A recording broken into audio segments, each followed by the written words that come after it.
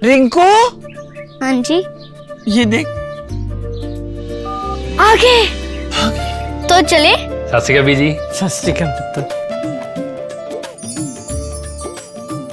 अब साफ दिखाई दे रहा है बीजी। बहुत साफ दिखाई दे रहा है। बीजी इतने टाइम बाद नए चश्मे बनवा ही लिए। किसी अपने ने पैसे भेजे और हर महीने पैसे भेजेंगे। वाह। ਫੋਨਾਂ ਤੇ ਟੂ ਟੂ ਹੋਊਗੀ ਤੁਹਾਡੇ 1 ਤਰੀਕ ਤੋਂ ਬਾਅਦ। ਇਹ ਤੁਹਾਡੇ ਪੈਸੇ ਨੇ, ਇਹਦੇ ਨਾਲ ਕੋਈ ਅਮੀਰ ਨਹੀਂ ਹੋ ਜਾਣਾ ਤੁਸੀਂ। ਮਾਵਾਂ ਭੈਣਾਂ ਨੂੰ ਸਤਿਕਾਰ ਦੇ ਕੇ ਮੈਨੂੰ ਖੁਸ਼ੀ ਮਿਲਦੀ ਹੈ ਇਸ ਗੱਲ ਦੀ। मुख्यमंत्री माँ बेटी सत्कार योजना, आपका अपना भगवंत मान। हमारे साथ हमारे मुख्यमंत्री ने विश्वासघात किया है, हमें धोखा दिया है, हमें छला है। कभी भी मुख्यमंत्री रहे एक लंबे समय तक गुजरात के, तो नरेंद्र मोदी को मध्य प्रदेश लोगों की पीड़ा पता होगी, पता होनी चाहिए। उन्हें पता है कि किसकी कीमत पर गुजरात में नर्मदा का जल घर घर पहुंच रहा है। और उसके बाद भी अन्याय, ये सिर्फ और सिर्फ गुजरात लॉबी ने मध्य प्रदेश और महाराष्ट्र के लोगों के साथ, लाखों लोगों के साथ, करोड़ों लोगों के साथ विश्वासघात किया है। एक बार नर्मदा घाटी की हालत तो देख लो। आज तक हजारों मुकदमे चल रहे हैं, क्लेम सेटल नहीं है, लोग बर्बाद हुए हैं, और आपने उस बर्बादी पे दस्तखत करके पैसे और दे रहे हो आप। नमस्कार, मैं हूं संजीव श्रीवास्तव। आप देख रहे हैं 4 PM न्यूज नेटवर्क। दोस्तों, प्रधानमंत्री नरेंद्र मोदी हों या उनका पूरा का पूरा कुनबा, एक शब्द उनकी जुबान पर बार बार आता है, दोहराते हैं, नेशन फर्स्ट। लेकिन नरेंद्र मोदी हों या केंद्रीय गृह मंत्री अमित शाह, इन दोनों के लिए नेशन कितना फर्स्ट है, इसके उदाहरण सामने आते हैं। क्योंकि इनके लिए सदा सदा हम देख रहे हैं गुजरात फर्स्ट बना रहता है, बना हुआ है, और गुजरात का कोई हित हो तो फिर पीछे नहीं हटता है। अभी जो मैं बात करने जा रहा हूं एक ऐसा मसला, ऐसा मामला जो एक बेहद बेहद बड़े विवाद के तौर पर देश देखता रहा, नर्मदा जल विवाद। और गुजरात के साथ साथ गुजरात इसमें उसका मजा लूटता रहा, और इसके भुक्तभोगी जो रहे, सबसे बड़ा यदि कोई भुक्तभोगी रहा तो वो देश का दिल मध्य प्रदेश, राजस्थान, महाराष्ट्र। और एक बड़ा विवाद था, बड़ा विवाद। अब उसे कैसे चुटकियों में, एक इशारे में, एक ताल ठोक कर हल कर दिया है केंद्रीय गृह मंत्री अमित शाह ने। और मजे की बात यह है कि 30 वर्ष पुराना, जिसका मैंने कहा सबसे ज्यादा दंश कोई झेलता रहा, तो वो मध्य प्रदेश, चैप्टर क्लोज। अब जो दावे ठोके जा रहे थे अलग अलग सूबों द्वारा, पानी की जो मांग थी वो थी, हितों की जो मांग थी वो थी, और नगद कुछ था। जैसे मध्य प्रदेश का हिस्सा बनता था 7,500 करोड़ से ज्यादा, 7,669 करोड़ चूल्हे में चला गया। साइन करना पड़े जो पर्ची वाले मुख्यमंत्री मोहन यादव हैं, राजस्थान के जो पर्ची वाले चीफ मिनिस्टर हैं उनको, मध्य प्रदेश और सहित जो, और ऐसे ही जो देवेंद्र फडणवीस, उनने भी साइन कर दिए हैं। क्लोज हो गया है मैटर, और सबको पैसे देने हैं जो लेने की बात कर रहे थे। मध्य प्रदेश का जैसे मैंने बताया कि 7,669 करोड़ लेने थे, अब 550 करोड़ रुपए गुजरात को देने होंगे। और किस लिए देने होंगे कि वो जो बांध की कॉस्ट बढ़ गई थी, अरे हुजूर, आपने बांध की कॉस्ट बढ़ाई थी, आपने बांध की हाइट जो बढ़ाई थी, उसमें मध्य प्रदेश में पहले 178 गांव डूबे थे, बाद में 192 गांव डूब गए थे। और जो 55.5% जमीन, जो 37,000 से ज्यादा जो हेक्टेयर जमीन आई थी डूब क्षेत्र में, उसमें 55.5% मध्य प्रदेश की डूबी थी। और कितने लोग बेघर हुए थे, कितनी लंबी लड़ाई, सरेंडर। कांग्रेस जब तक रहती थी मध्य प्रदेश में तब तक ये मुद्दा मसला उठता था, राजस्थान में जब होती थी तो बात करती थी, महाराष्ट्र में उनके हितों की रक्षा के लिए। लेकिन अब तो दूसरा इंजन है, पहला इंजन जहां खींचेगा वहां जाएंगे। तो एक बहुत बड़ा मसला है, बहुत बड़ा ऐसा मसला हुआ है जिसके बाद टोटल क्लोज वाला जो चैप्टर कहता हूं, और कोई अब बोलेगा नहीं, सबके मुख पर ताले हैं। चलेंगे इसी मसले, इसी मुद्दे पर, क्योंकि बहुत लंबे वक्त तक इसकी रिपोर्ट की अरुण दीक्षित जी ने जुड़ गए। अरुण जी बहुत बहुत स्वागत। नमस्कार सर। आपने भी वो, हम लोगों ने मेधा पाटकर, उनका आंदोलन, दिग्विजय सिंह से वो लड़ाई, लंबी लड़ाई, फिर गुजरात से लड़ाई, सारा कुछ हमने देखा है। और था वो, कुछ तो बोला जाता था। अब तो ये सिले हुए हैं मुंह, हम देख रहे हैं। बीते 2003 से किसी की जुमा से कुछ नहीं निकलता। मध्य प्रदेश गया चूल्हे में, अलग अलग मुख्यमंत्रीगण आए, अलग अलग आए, और अभी भी गिर के शेर हमें नहीं मिले, हमें पानी नहीं मिला, तबाह हम होते रहे। और अब ये हो गया कि खाया पिया कुछ नहीं, गिलास पोड़ा 12 आने का, वो हो गया है। टिप्पणी आप। संदीप जी, पहली चीज अगर इसको देख के एकदम पहला जो रिएक्शन आता है, प्रतिक्रिया आती है, वहां मरोड़ लो क्योंकि आप ताकतवर हो। आपने कहा ना डबल इंजन की सरकार, इंजन कहाँ है? वो तो अंतर्यामी अविनाशी हैं, जो चाहेंगे करेंगे। लेकिन मध्य प्रदेश का नागरिक होने के नाते मैं एक बात कहता हूं कि हमारे साथ हमारे मुख्यमंत्री ने विश्वासघात किया है, हमें धोखा दिया है, हमें छला है। समझौते पर दस्तखत करने से पहले एक बार उज्जैन में पैदा हुए मोहन यादव जी को मालवा नर्मदा घाटी के लोगों की पीड़ा, दशकों से लोग, पूरी एक संस्कृति डूब गई नर्मदा बांध में, सरदार सरोवर बांध में। शहर डूब गए, गांव डूब गए, पूरा का पूरा एक अलग तरह का जो सामाजिक विज्ञान था वो खत्म हो गया। और मिला क्या? लोग जड़ों से उखड़े, तितर बितर हुए, उनका नुकसान हुआ। उसके साथ साथ उनकी सभ्यता डूबी। उनको ये एक भरोसा था कि जो हिस्सा मिलेगा कम से कम मध्य प्रदेश के लोग प्रभावित होंगे, उनके बलि पर, उनकी कीमत पर प्रदेश को कुछ मिलेगा।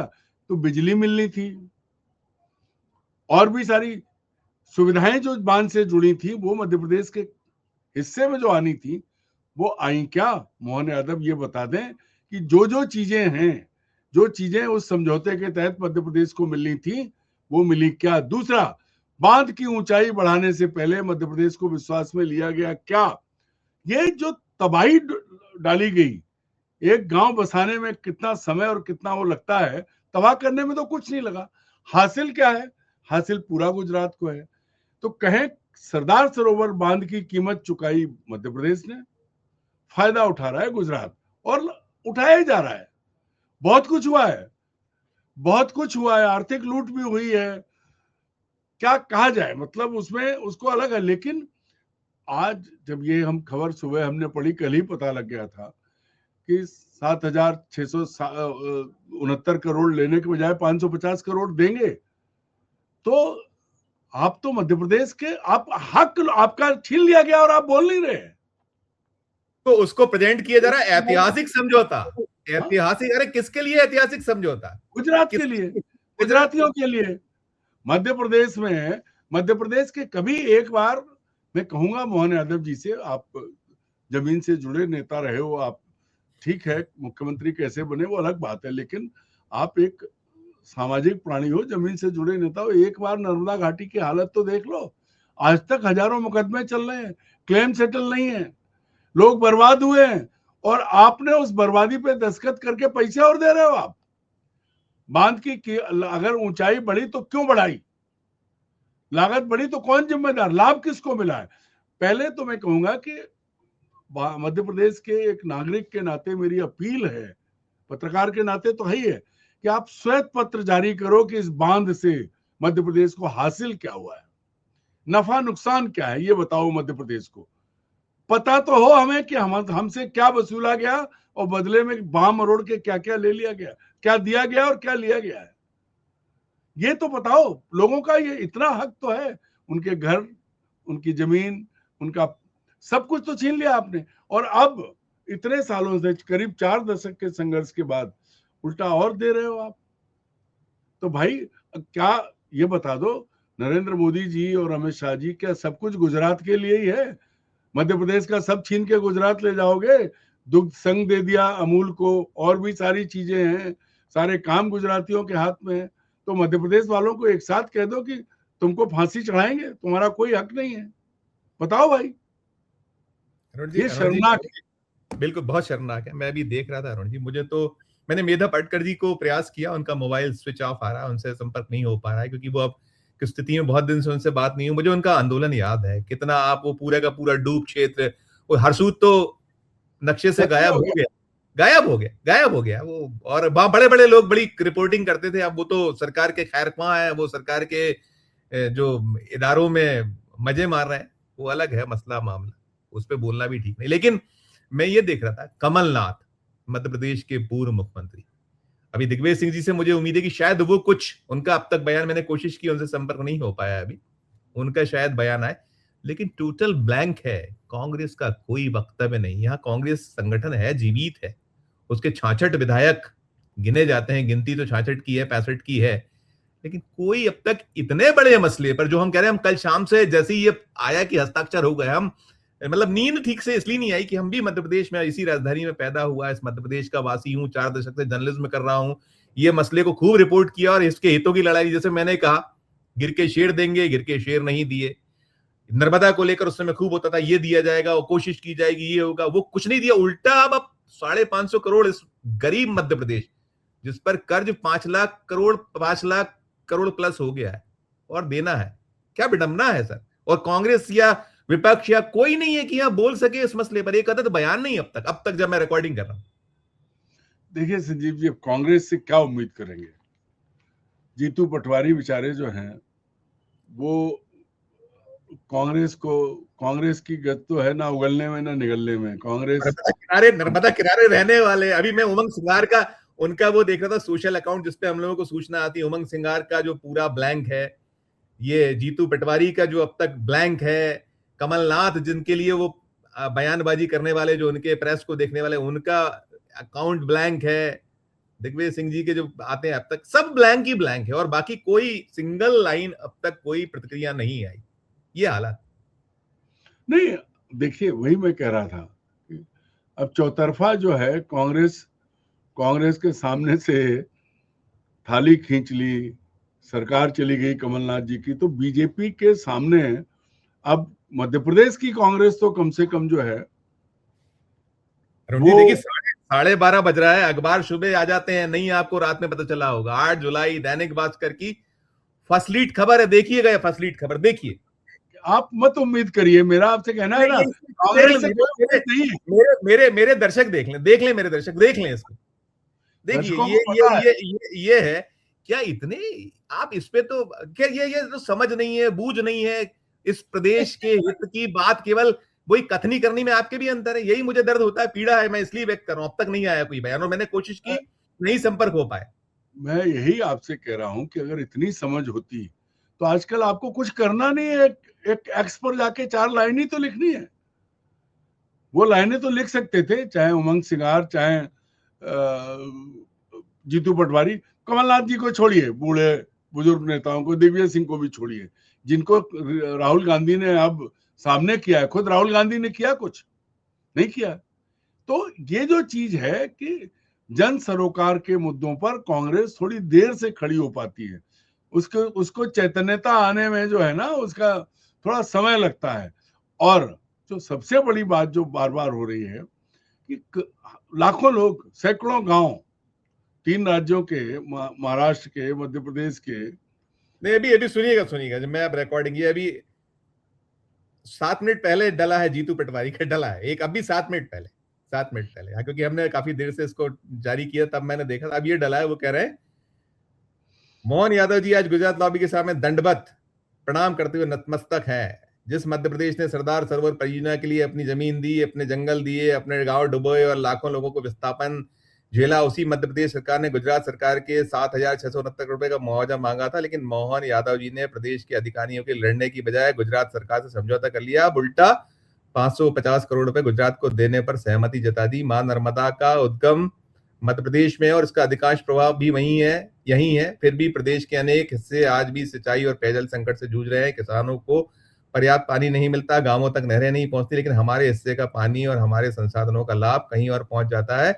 पूरा प्रदेश देख रहा है किस तरह से आज मोहन सरकार ने नरेंद्र मोदी और अमित शाह के सामने मध्य प्रदेश के हितों से समझौता कर लिया। आ गया, अभी आया 7 मिनट पहले। चलिए, भला करें उनका भगवान जी, और क्या कह सकते हैं। बिल्कुल बिल्कुल। लेकिन जो बात मैं कह रहा था संजीव जी, बात यह है कि जन सरोकार की बात है।